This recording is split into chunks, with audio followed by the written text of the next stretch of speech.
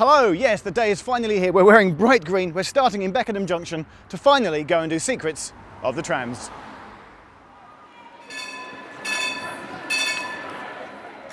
So we're out on the trams, but before we can start our journey, I feel like I need to bring you up to speed with a bit of history. When the trams were launched back in 2000, there were 3 routes with 3 colours. Even the trams themselves were red in colour. TfL took control of the trams though in 2008 and gave the network its now distinctive green livery. By this time, a 4th route was also in operation, and so the map looked like this. And our first stop is... We're at Beckenham Road. As the tram that we've just been on leaves there, something to notice. There's a single track over here. That line there is the National Rail system. Now, interestingly, the trams are actually timetabled to pass it at the same point, but obviously you can't have 2 trams at the single platform at the same time. So in practice that rarely works, but it is interesting to note that in terms of scheduling, they should be here at the same time. There's a junction just up there where the trams wait for each other to pass. Now, Roding Valley is the least used station on the tube, and I very much suspect that our next station has got low passenger numbers too. Welcome to Birkbeck, which features always in the top 10 list of least used national rail stations. That's right, because half of it is on the tram and half of it is on the National Rail. And therefore it's weird that once every half an hour a big 8-car Southern train comes through to this somewhat dead station. It's a weird, quiet, strange place, and I bet you've never been to Birkbeck. Now, when the tram network was built, a lot of it was made easier by the fact that it used the alignments of old, existing, and in some cases disused railways. And the first clue we see of this is at our next stop. We're at Woodside, which might possibly be my most favourite stop on the whole tram network because there's a whole bunch of history here. Woodside railway station is just that, an old National Rail, British Rail as it was, railway station, which they then converted into a tram stop. So if you look behind me, you can see here, there's this building that spans the railway, and that is the old original station building. But come down the side, and there's even more history to see. And here, down by the side of the station, you can see it's this ramp. That's because when the station opened in 1871, there was a race course just down the road nearby, and this ramp was installed to allow them to load and unload horses to go to the race course. And it's still here today. The next place down the line is almost a tram stop that shares its name with the London Underground station. We're at Blackhorse Lane tram stop. Don't get that confused with Blackhorse Road on the Victoria and the Overground. And we are here to see Addiscombe Railway Park. You'll see that the tram stop is over here, but down here, ooh, look at that. Can you see that? It's clearly the old alignment of an old railway with the road bridge going across. What's that? A lost railway, Jeff?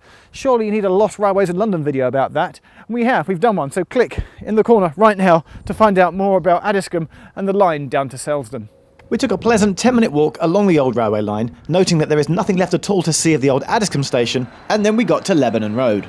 So we've now hit the part of the tram network where the tram tracks actually in the road. The cars and buses and trams all share it. It gets a little bit congested, and that's why here at Lebanon Road they've staggered the stops. So the eastbound one is over there and we're here on the westbound one. It's the only place, as far as we know, on the tram network where it happens. It's also just one of 3 stations where, bizarrely, how antiquated is this? There's still a payphone. Oh. Hello? Oh, it's me. Hi Jeff, where are you? Hello, yeah, I'm at Addington Village Interchange. Okay, oh, hello.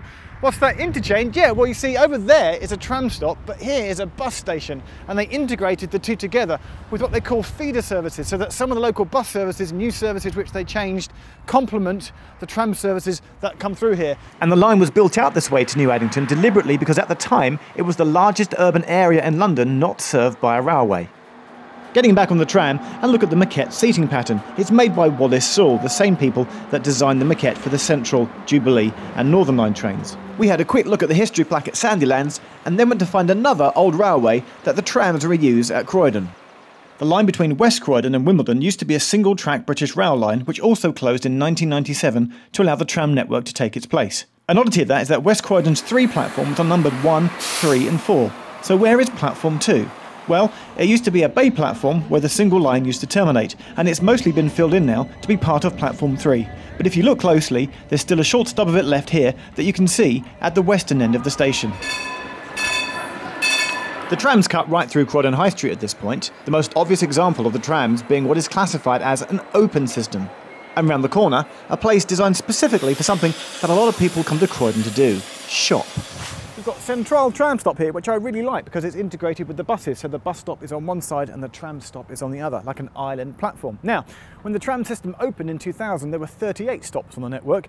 This one was added later in 2005 to bring the total to 39. Why? Because Croydon opened up a brand new shopping centre called Central, and thus they opened the tram stop for it. Leaving Croydon and you get to Wandle Park. And it's at this point that the trams are also running in the same place as the old Surrey Iron Railway, which went between here and Wandsworth. Now, trams are really just like buses on rails, but out of the town they can really move fast, up to 60 kilometres per hour. And a bit like the DLR, where you can pretend that you're driving, you can sort of see out the front too and pretend that you're in control. And next up, yet another point where we encounter an old abandoned railway. We're at Merton Park Station, the tram there of course heading back up towards Croydon. Now the line between Croydon and Wimbledon, as we've discussed, closed in 1997 to allow them to build the tram. But did you know that there's another old railway in this area? The Merton, Tooting and Wimbledon Railway used to run here. If you look at the track there where it curves off down this path and then along here, it used to go through to a railway which went to Tooting with an old station called Merton Abbey in between. That closed in the 1920s to passengers but survived for freight up until the 1970s. Another old railway in London, which just goes to prove how the trams and old railways are inextricably linked. This tram is for Wimbledon. And so on to our final stop, Wimbledon, which took over one of the Thameslink platforms here when it was built, but in 2015, to increase capacity, a second platform was installed to allow more trams to come here, and platform 10 has been split into 10A and 10B. If you've never been on the trams before, I say why not? What's wrong with you? Grab your Oyster card or your contactless card. Why not head out this weekend coming up and come and experience some of the bright green goodness that are the trams down in Croydon. Me, I don't even live near a tram stop, and yet I'm going back in to go for one last ride on a tram and somehow get home. See ya.